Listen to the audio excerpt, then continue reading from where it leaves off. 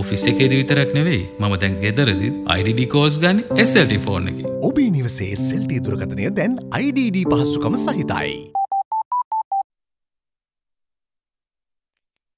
Here at First at 9. Keeping faith. A day before a no-confidence vote against him, Prime Minister Ranil Wickremesinghe tells UNP MPs that party reforms will be done immediately after the vote. Party restructure. The Sri Lanka Freedom Party has high hopes of ousting the Prime Minister, but State Minister Dr. Harsha De Silva has other ideas. No, we have the numbers. We will show the numbers tomorrow. Final call. The Supreme Court deems that the Judicature Amendment Bill requires a two-thirds majority in Parliament. Today it's a very important day for the Bar Association. We are happy that we have done something to the public. Tax overhaul. Finance Minister Mangala Samaravira clarifies reasons behind bringing the new Inland Revenue Act. This would create a level playing field by ensuring that everyone complies and shares the burden of taxes. While tea exporters lament added burden. So it's not really encouraging people to do more value addition in Sri Lanka. Rise of the Dalits. At least 8 people killed in protests as India's low castes rebel against court ruling.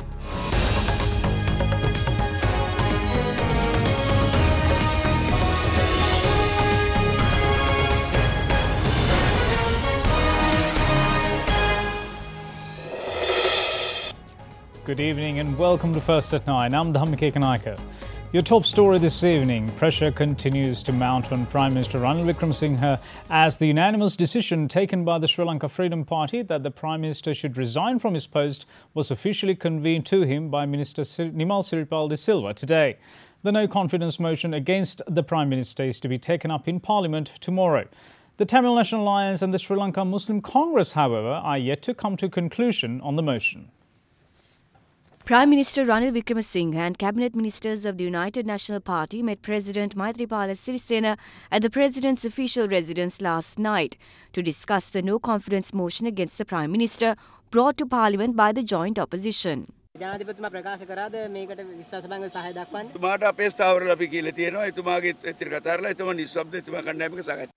Following that meeting, parliamentarians of Sri Lanka Freedom Party too met with President Sirisena and they unanimously decided to request the Prime Minister to step down. ශ්‍රී ලංකා නිදහස් පක්ෂය විතර එක මතයක ඉඳලා කටයුතු කරනවා කියලා අදහසක් ආවද? මත දෙක නැහැ. එක මතේ විශ්වාසභංගයට පක්ෂව. In a backdrop where the Sri Lankan Freedom Party made such a decision, the Prime Minister met the President once again, accompanied by Ministers Malik Samaravikrama, Kabir Hashim, Dr. Rajda Senaratne and Akila Viraj Karyavasam. In the meantime, the cabinet was convened today under the chairmanship of the President and the parliamentarians of the UNP addressed media. කිසිම ප්‍රශ්නයක් නැහැ. එක්සත් ජාතික පක්ෂයත් තවත් කාණ්ඩායම් තීන්දුව කරලා තියෙනවා. අගමැතිතුමාගේ විරුද්ධව තියෙන විශ්වාසභංග යෝජනාව පරද්දන්න අපි ඒක පරද්දනවා හිටන්නේ. නිදහස් පක්ෂය සහාය දෙන්නේ නැහැ කියලා කිව්වා මේ සම්බන්ධයෙන් සාකච්ඡාවක් අද දිනේ කරනවා. එහෙම ශ්‍රී ලංකා නිදහස් පක්ෂයේ සියලු දෙනාම සහාය දෙන්නේ නැහැ කියලා කොහෙවත් කියුන්නේ නැහැ. අද දිනේ ඉල්ලාස් වෙන ලෙස අග්‍රාමාත්‍යවරයාට දන්වා සිටිනවායි කිව්වා. එහෙම කිසිම දැනුම් දීමක් කරෙත් නැහැ කතා කරෙත් නැහැ. ජනාධිපතිතුමාගේ ස්ථාවරයේ ජනතම බොහොම මැදේ ඉන්නේ. However, following the cabinet meeting today, several senior members of the Sri Lanka Freedom Party, including Ministers Nimal Siripala De Silva and Susil Premajayanta, met the Prime Minister and officially convened the SLFP stance to seek the Premier's resignation. තව පැය ගාණක් තියෙනවා මේ සඳහා. එතුමාට කාල සීමාවක් දීලා තියෙනවා. ඒ කාල සීමාවෙන් පස්සේ අපේ නියම තීන්දුව අපි ගන්නවා. අගමැතිතුමා ඉල්ලා විසීමක් සිදු නොවුනොත් අපේ පක්ෂයේ තීන්දුව 4-8ට ඒ තීන්දුව අපි ගන්නවා මේ විශ්වාසභංගය සම්බන්ධයෙන්. එතකොට ජනාධිපතිතුමාගේ ස්ථාවරයේ මොකක්ද අපේ? ජනාධිපතිතුමාට අපේ ස්ථාවරය අපි ජනාධිපතිතුමාට දුන්නා. එක්සත් ජාතික පක්ෂයේ මන්ත්‍රීවරු ඇමතිවරු ප්‍රකාශ කරනවා ශ්‍රී ලංකා නිදහස් පක්ෂය මේ වෙලාවේ දෙපැත්තකට බෙදලා ඉන්නවා. නෑ එහෙම එකක් නෑ. ඒ 40ක් දෙනාම එක තීන්දුවක අපි ඉන්නවා. ඒ තීන්දුව තමයි උදේ දැනුම් දුන්නේ අගමැතිතුමාට. ඉතින් අගමැතිතුමා ඉවත් වෙන්නේ නැත්නම් ඒ සඳහා ගන්න ඕන පියවර පාර්ලිමේන්තුවේදී අපි ගන්නවා. In the meantime, leader of the opposition, Asam Bandhan, arrived at the Presidential Secretariat for a special meeting upon the invitation of President Sirisena. Meanwhile, the parliamentarians of the Tamil National Alliance convened at the office of the opposition in the parliament to arrive at a common stance on the no-confidence motion.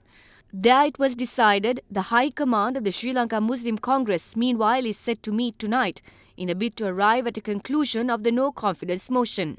Meanwhile, Prime Minister Ranil Wickremesinghe has informed UMP parliamentarians during a meeting that measures towards necessary reforms in the party will be taken immediately following the vote of the no-confidence motion tomorrow. Issuing a media communique, the Central Bureau of the UMP stated that the Prime Minister expressed his willingness to hand over party responsibilities to a new group and completely reform the UMP. The Prime Minister has also said that he will consult senior members of the party before appointing new office bearers before the 30th of April, following analysis of recommendations made by the Ruwan Wijewardena committee appointed after the local authorities election. The protest march organised by the United National Freedom Front demanding the resignation of the Prime Minister reached the town of Kadawatha today, passing Tihariya, Kalagedihena and Yakkala. The topic of the no-confidence motion continues to top the agenda of politicians ahead of tomorrow's parliamentary debate on the motion. The protest march organised by the United National Freedom Front insisting that Prime Minister Ranil Wickremesinghe steps down from his position reached the town of Kadawatha today. Tomorrow is the last day of the protest march and it is to commence from the town of Kiribathgoda and reach the parliament. In the meantime, a vehicle parade organised by Lanka Deshabhimani National Front to support the Prime Minister, urging to defeat the no-confidence motion against the Premier, commenced from the Sinigama Dewala premises in Hikkaduwa today. The parade is set to reach Colombo tomorrow. The no-confidence motion continues to be the current flavour of the Sri Lankan political sphere and draw opinion.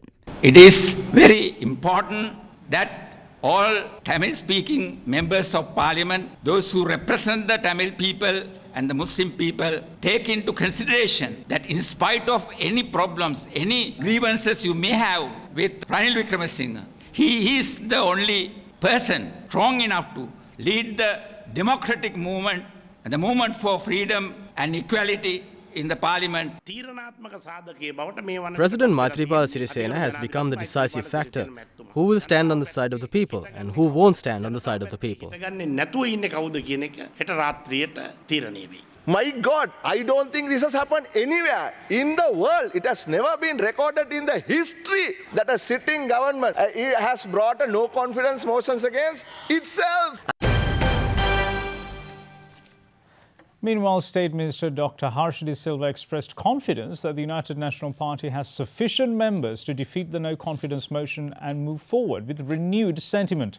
He added that the UNP leadership had agreed to discuss the proposed party restructuring program at the end of this week. We have the numbers. We will show the numbers tomorrow. We have the numbers. We have no issue with the numbers. The entire January 8th movement has come together there with us. State Minister Dr. Harsha De Silva also spoke on the proposed party restructuring process, noting that the leadership had agreed to a comprehensive revamp and discussions on the matter will be held on April 7th and the 8th. The terms of all office bearers of the party will cease on the 30th of April. There are many recommendations that have come through the Ruwan Wijewardena committee. That includes changes in the constitution of our party, and if those are necessary. Hector is also a member of that committee. So if those constitutional changes are required, we will certainly go ahead and do it. Don't forget, our party has democracy. It has a democratic process that we follow. It is not a party owned by a family. It is not. So we have faith in transparent democratic process in reforms for the UNP.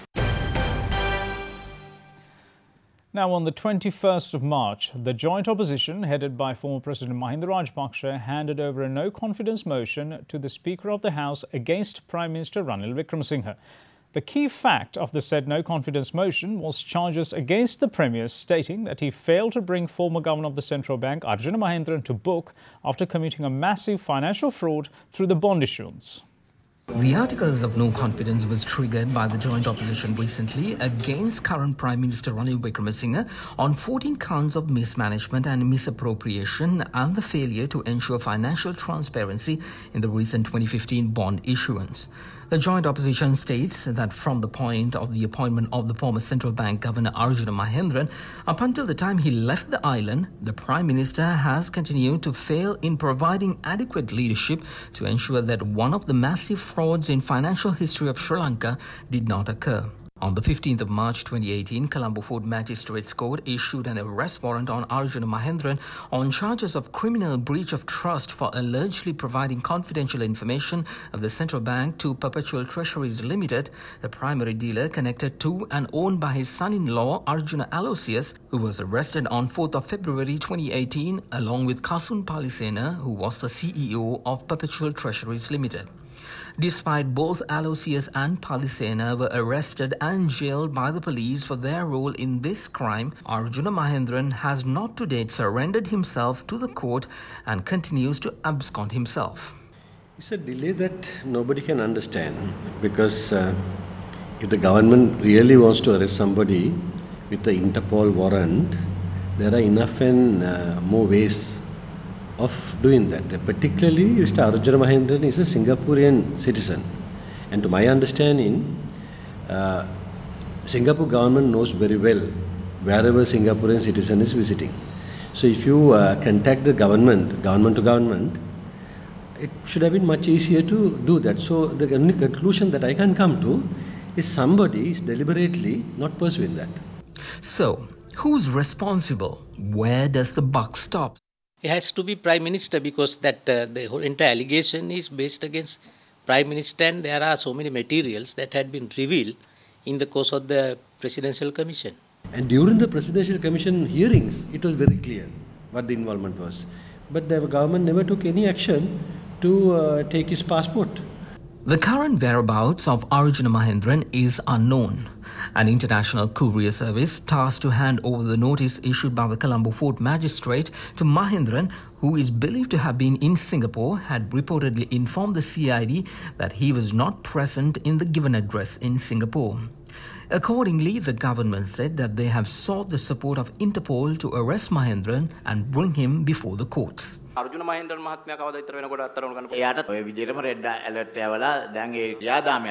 Interpol maintains a database of all the people that are seeking to locate internationally. However, the name of Arjuna Mahendran seems to be missing. First at 9 inquired from Interpol as to why Mahendran's name is not appearing on their database, despite the government of Sri Lanka claiming they are seeking their support to locate Mahendran. In an email exchange, Interpol says, quote, "If no red notice is published on Interpol's public website, this is either because 1. One has not been requested or issued for that person, or 2. The requesting country has asked it not to be made public, or 3. The red notice did not meet the criteria for publication on Interpol's public website." But there is another way. Even you can go with the ex parte case. Sri Lanka and Singapore are members to 1958 New York Convention. Whatever the commercial foreign judgment as well as the arbitral award you can implement. For that, the ex parte case which has given a damage, that damage basically can be collected from him, but that is a long procedure. So considering all these things, it is very hard. What we have to do, the person who recommended for this post must be responsible. Even try his best effort and get the person back once again to Sri Lanka. In other democracies around the world, countries that claims to practice honorable politics, when there have been any charges, they tend to resign immediately, and by that, safeguarding the image of true democracy and transparency towards their way of governance. In recent times, British Prime Minister Theresa May fired the one-time First Secretary of State and her Minister for the Cabinet Office, Damien Green, over a porn cover-up incident. And on 5th of April 2016, Iceland's Prime Minister Sigmundur resigned his post when his name appeared on the Panama Papers. Ukrainian Prime Minister too resigned on 10th of April 2016 on the same account, while Industrial Minister of Spain relinquished his duties on 15th of April 2016. These are some of the recent actions to uphold democracy and good governance, while history records other similar events such as sudden resignation of Lebanese Prime Minister and also Richard Nixon, US President, who had to quit due to the Watergate scandal, and the Japanese Prime Minister who resigned a few months after his election to power due to his failure to honour election promises. In the wake of tomorrow's no confidence motion, what do you think as to what our leaders should do? He will win the no confidence vote. He is very capable Prime Minister and we need Prime Minister like him. The PM will win the race because you know why? Actually all are in the same boat, no President and Prime Minister, all are in the same boat. Everybody is responsible. 225 people who are in the parliament, all are responsible for that. There has to be something which goes in line with country's betterment. That's it. I think he should listen to the majority, what parliament decides. What I feel, basically, he should step down at least for time being to release this unrest. Not the first incident happened in Sri Lanka. So since last 20-30 years this happened. So I don't think Prime Minister is going to lose. When the dust settles on tomorrow's no confidence motion, one thing is clear. With the bond scam, Sri Lanka's gamble with good governance has indeed left another foul taste in the honourability of Sri Lankan politics. You are watching Sri Lanka's #1 news channel, Derana 24/7.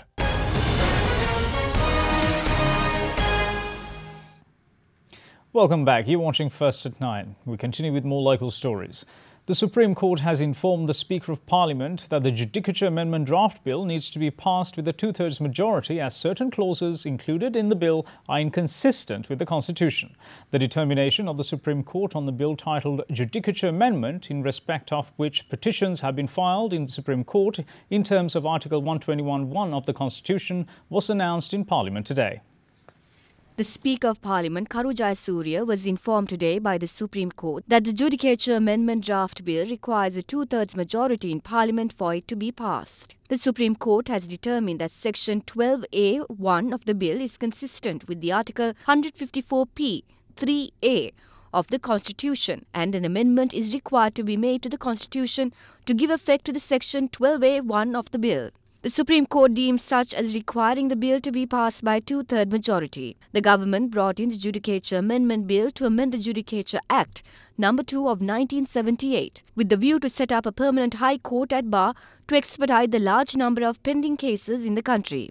The Cabinet of Ministers gave approval to make amendments to the Judicature Act as cases pending in courts were piling up while there are not enough judges to resolve cases. According to the Cabinet decisions taken at the Cabinet meeting held on the 5th of May in 2017, it is noted that the number of cases pending in civil appellate high courts were 5,749, while 5,580 cases were pending in the commercial high courts and 16,574 cases in other high courts. However, several petitions were filed challenging the bill, with parliamentarian Dinesh Gunawardena representing the joint opposition and chairman of Sri Lanka Podujana Perumuna Professor G.L. Pieris among them. Today it's a very important day for the Bar Association. Once the bill was submitted to the Parliament, we thought that it is appropriate to challenge it because we were of the view that some of the clauses there are not consistent with the Constitution, especially giving powers to the minister who have the trial at bars at his wishes, and then with regard to the powers given to the AG and the Bribery Commission, and then the postponing the cases also, we thought that it is not the way that it should be. We are happy that we have done something to the public. Alawalage Sarath Kumar, alias Cheety, who is suspected to be a close associate of the underworld figure known as Angadalokka, has been arrested by the STF at his residence in Kotikawatha this morning. He is currently under the custody of the police special task force while investigations are being carried out, after which he will be handed over to the Organised Crime Division. Now let's take a look at some other stories making news across Sri Lanka. Severe traffic congestion was reported in the town hall area of Colombo due to a protest march which was organised by the Inter-University Students' Federation. The protest has been organised to express their displeasure over the government's delay to act on the Saitam Medical College issue in a transparent manner.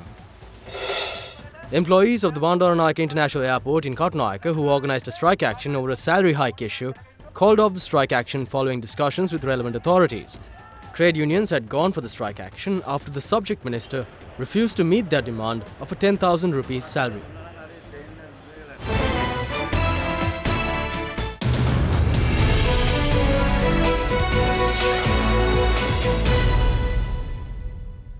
Now, the National Audit Bill was tabled by Chief Government Whip Minister Gayantha Karunathilake in Parliament today.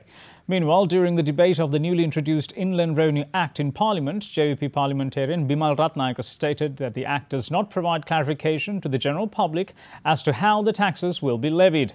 In response, Minister of Finance and Mass Media Mangala Samaravira emphasised that the new Inland Revenue Act aims to create a progressive tax structure that will create a level playing field to ensure everyone complies and shares the burden of taxes. The government's tax policy has focused on some key principles and objectives. Increase in the share of government revenue, which had declined to 11.6% of GDP by 2014. This would enable us to better meet our debt repayments without compromising government expenditure on health, education, and so on. Achieved this revenue increase by increasing the share of direct taxes from 18 to 40% to create a more progressive tax structure. Broaden the tax base to bring in the informal economy into the formal sector. This would create a level playing field by ensuring that everyone complies and shares the burden of taxes. Reduce discretion in tax policy and shift to a simple, transparent, rules-based framework, and in future the minister won't be able to change the rules and regulations according to the whims and fancies of those in power. Sri Lanka's biggest problem is not the tax rate, but the lack of tax compliance. Chairman of the Tea Exporters Association, Jayantha Karunaratne, says that tea exporters will be further burdened with the introduction of the newly revised corporate tax for value-added tea exports through the new Inland Revenue Act. The corporate tax, which was initially at 12%, has increased to 14% as of 1st of April. He also added that the government should be consistent with its policy in relation to tax collection in order to promote clarity among tea exporters. The provisions of the new Inland Revenue Act No. 24 of 2017 came into effect 2 days ago on the 1st of April, bringing amendments to tax policies across various sectors. One of the amendments made to the Act was the corporate tax component, which states that a company predominantly conducting a business of exporting goods and services will be levied a 14% tax from its income. One of the sectors in which this tax component will come into effect is tea exports. The industry, which brought in over $1.5 billion of foreign exchange to Sri Lanka in 2017, contributed 11.91% of its share to total exports, continuing to be a substantial revenue generator to sustain the country's income. Speaking to Derana, chairman of the Tea Exporters Association, Jayantha Karunaratne, said that with the revised corporate tax increasing from 12% to 14% from income, will discourage exporters to carry out value additions to tea. You know, it's a very highly taxed industry or sector, but I think it's better that we have one policy for collection of taxes because then we all know that this is the policy of the government. We pay the ESC upfront, 0.5%. So it's not recoverable. We cannot deduct it from our taxes. So it's a burden on the export sector. We pay a lot of other taxes by way of cesses and also levies to the government. Tea export industry pay about 2.7 billion annum by way of cesses and also promotion and marketing levy of almost ₹1 billion annually. So the export sector is having a problem with the cost. So it's not really encouraging people to do more value addition in Sri Lanka. He added that overtaxing an industry will not promote sustainability in the tea sector. What tea exporters feel is that, we should try and help the tea export industry to get into markets and do more sales of value-added exports. So the tea export industry will be sustainable. So for us to maintain that, we should not tax this industry too much. But I think those indirect taxes should be removed, at least reduced, so that we'll be more competitive in international markets, so we can have a sustainable tea export industry. Now, the oil share price index ended firmer today, edging up from its 9-week closing low hit last week as investors picked up liquid shares of Distilleries Company of Sri Lanka plc. The benchmark oil share price index gained 8.43 points to close at 6,458.33 points, while the S&P SL20 gained 1.99 points to close at 3,631.81. The turnover was 530.1 million rupees. Now let's take a look at how the rupee traded against other currencies around the world.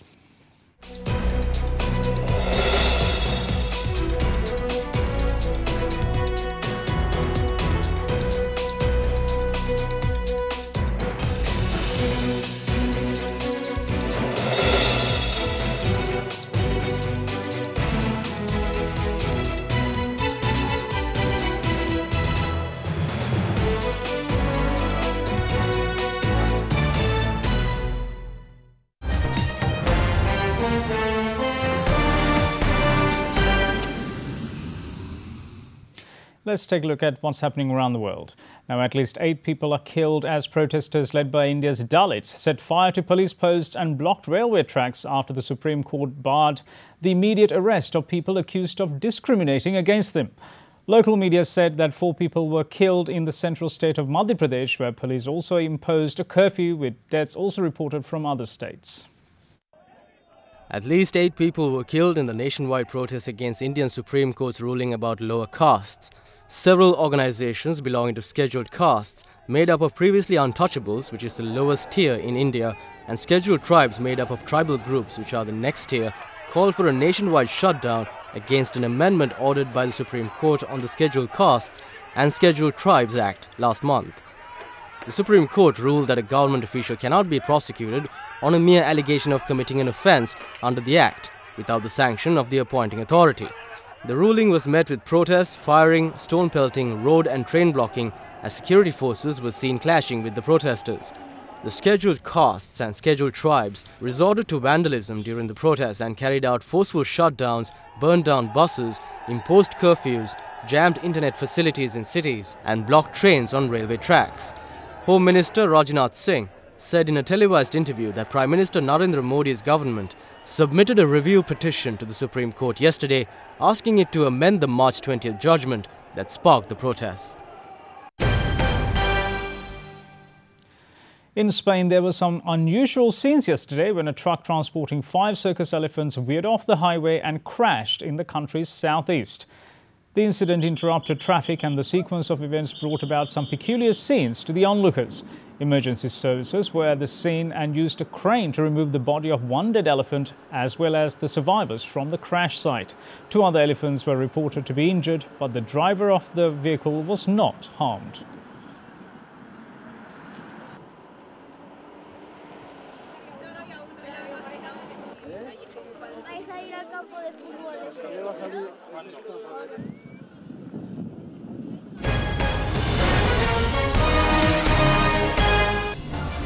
Watching Sri Lanka's award-winning news channel, Other Derana 24/7.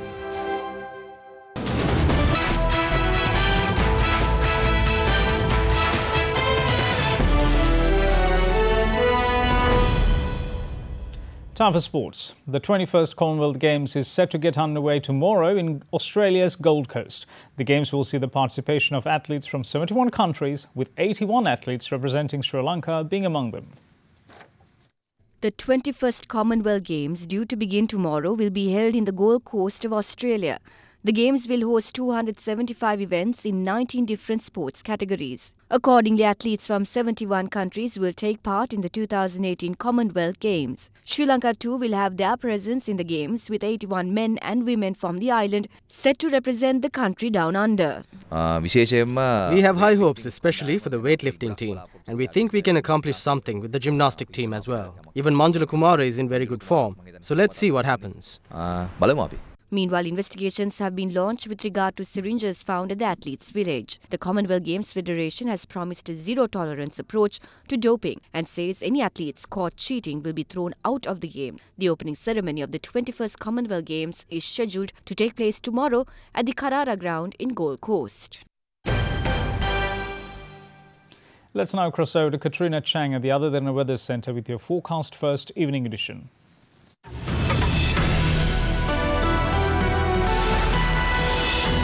A very good evening and welcome to Forecast First. Now, temperatures will range between 19 and 32 degrees Celsius over the course of the day. Now, we could see that there will be some light precipitation zones in the western region of the island and some clear skies are forecast for most parts of the island.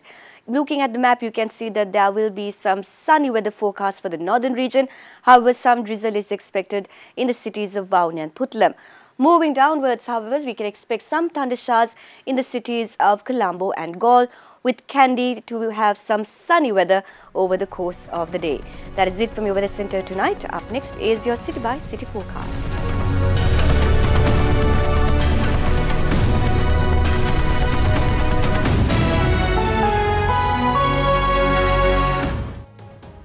And that's it from all of us here at First at 9. But before we go, we'd like to leave you with some visuals of Ambuluwa in Gampala. Located 5 kilometers away from Gampala, Ambuluwa is considered to be the first multi-religious centre and biodiversity complex of Sri Lanka. It also provides access to nature and research opportunities. Thanks for watching. Bye-bye.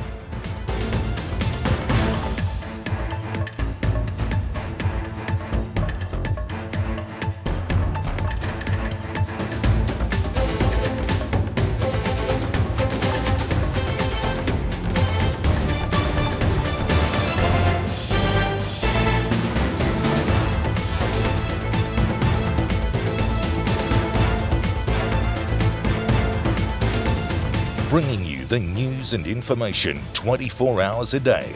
This is Sri Lanka's premier news channel, Other Derana 24/7.